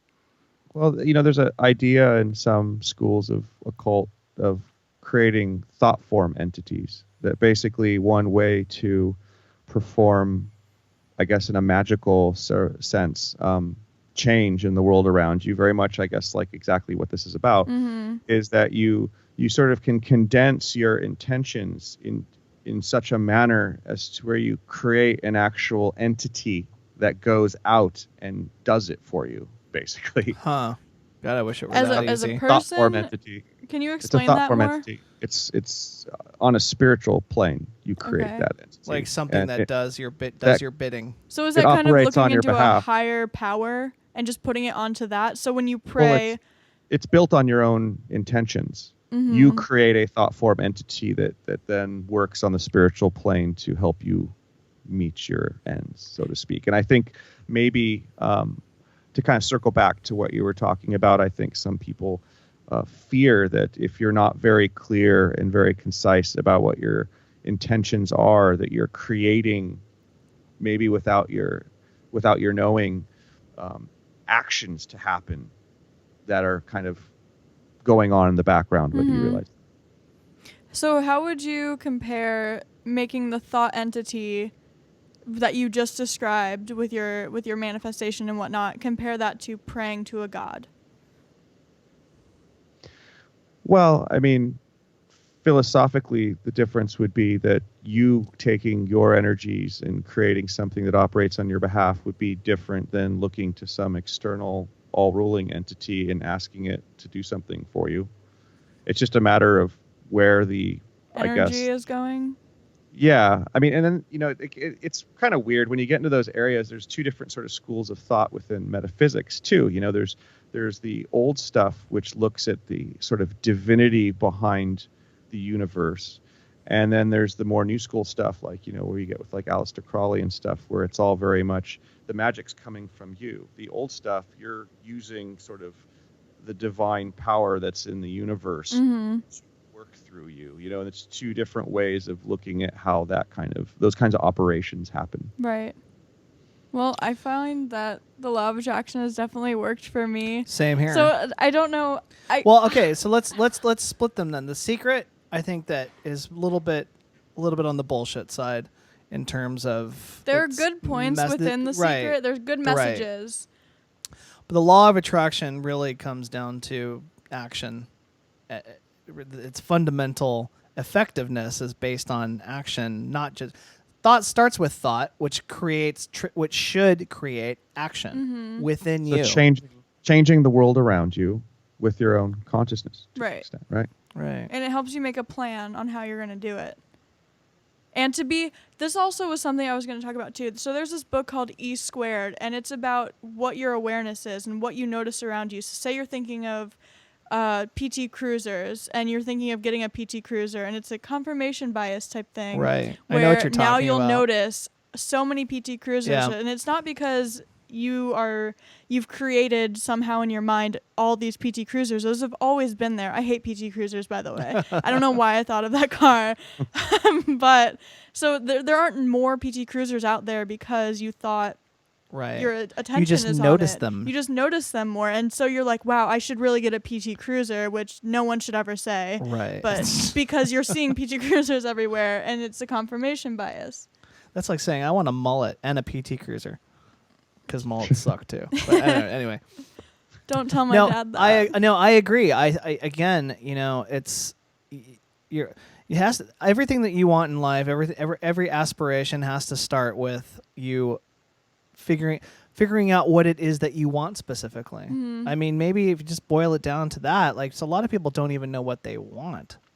How do you have an effective life or an effective and fulfilling life if you can't even identify what it is that you want? That's the mindfulness part of it. Right. And that's the self-reflection, and where you're being very introspective and figuring that out. And that's an important part of it. Right. You have to figure that out. But we all mostly agree that it's the thought the thought itself doesn't just magically manifest the things that you want in your life. Maybe. Maybe. I mean, Not immediately. No, right. You can't not snap your immediately. fingers. And again, I have seen some weird things happen in my life. People calling it just the perfect times, for certain situations. Mm-hmm. I mean, it does happen to me, but I can't quantify it. I can't explain it in a particular feel the same way. So I do. So I'm on the fence about it, but I think that it still requires an action on your part. I'm sticking with that. It's the action. Well, the action is your intention. Right. Maybe. I mean, I very much agree with what you just said. I think life is strange, and there's some connections and patterns that emerge that seem to indicate something bigger. And maybe this is about where that operates. There's definitely something bigger, but I waver on how much of it I buy into in a literal sense, this law of attraction or the law of the mentalism and whatnot. I've gone back and forth. I was doing rituals, for a while, and I conducted one once that had a massive impact. I did a magic ritual that altered someone else's life to some degree, and that was the last time I ever did it. Not because anything went wrong. I think the right outcome happened. Was it a revenge spell? No, I don't operate that way. But it had a massive effect, which was the one that I wanted. But I realized that it scared me because you don't when you see something like that happen, you realize the kind of power you could have over other people's lives, and that's when you're walking the line between white and black magic. Because if unintended money spell. The unintended consequences are the threat in these kinds of things. And when you realize how potent they could be, for me, it was a sobering experience. At the time, I accepted what happened as having been a result of my spell, which may or may not be true. But I just didn't want to do it anymore because I didn't want to have an impact on other people's lives like that. I didn't want that responsibility. Interesting. I have a secret to tell. Uh-oh. And you guys can't tell anyone. You did a revenge spell. I didn't do a revenge spell. Oh, so you're going to tell everybody, and you don't want us to tell anybody, but we're broadcasting live right now. Please don't tell anyone that you know out there. But this is going to sound really fucked up and weird too, and I sound crazy when I talk about this. But I've noticed that if I get off, my heart is pounding telling you guys this. If I get off thinking about someone, they end up liking me. And they end up being attracted to me. Really? It's fucking weird. Huh. It's weird. If I just think about it's weird. Wait, what do you mean if you get off? As you in know she's what having I an mean. orgasm. Oh, okay. Oh, you're talking about masturbating to the thought of Yes. somebody? Wow. Well, I sex can't magic believe I is just potent. said No, it's okay. I've done it before. I know, but it fucking works.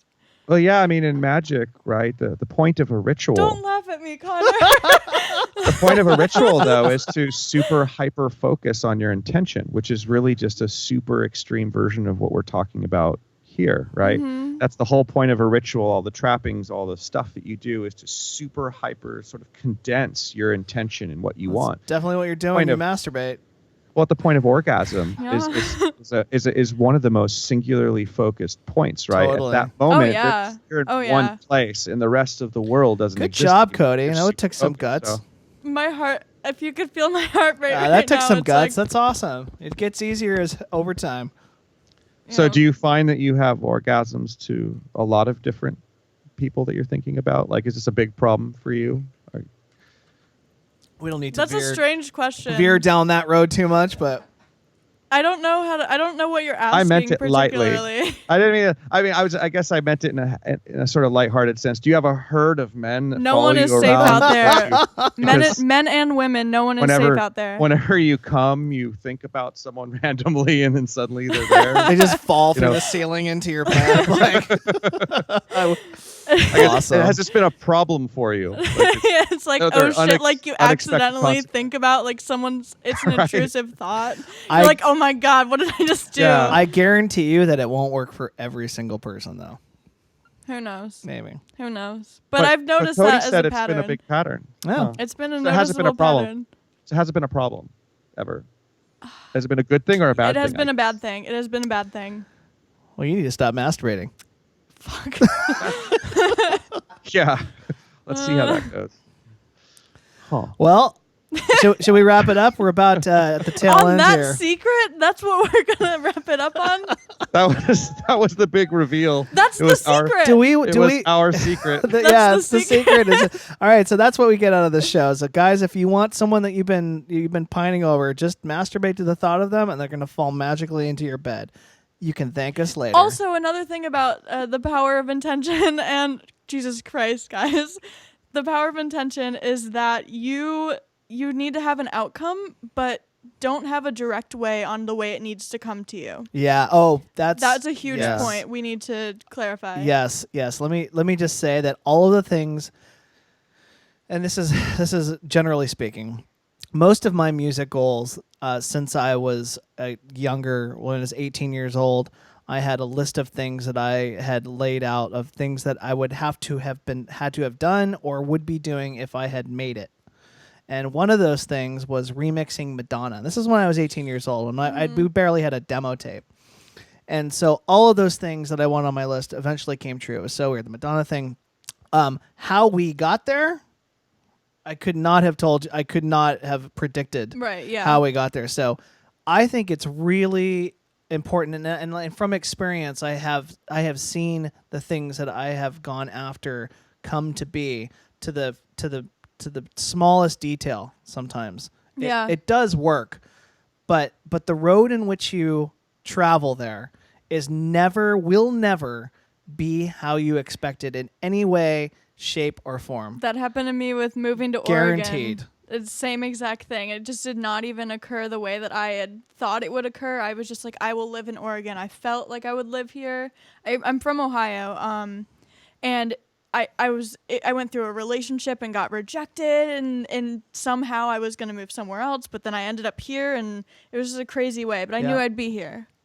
You just feel it. It is very strange that that's the goddamn truth. Mm-hmm. That's the truth. I always wanted to be in San Francisco and ended up being here. But I wonder if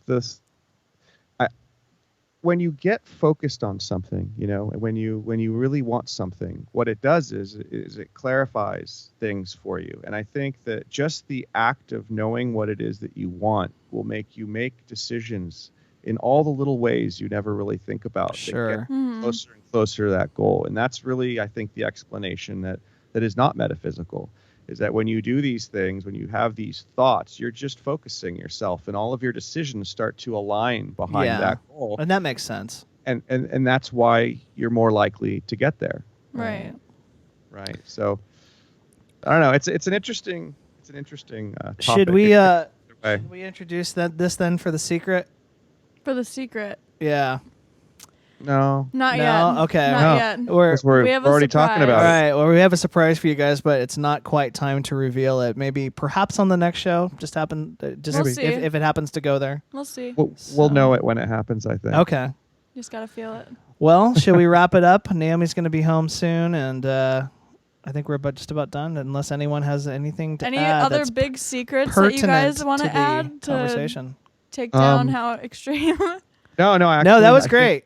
I like yours. I think we should just end with your secret. Just go out with a bang. I'm sure over time, Prophei and I will reveal some stuff. I mean, we both have had some crazy experiences and stuff in Yeah. our life. I'm sure you won't be the only one talking about crazy shit.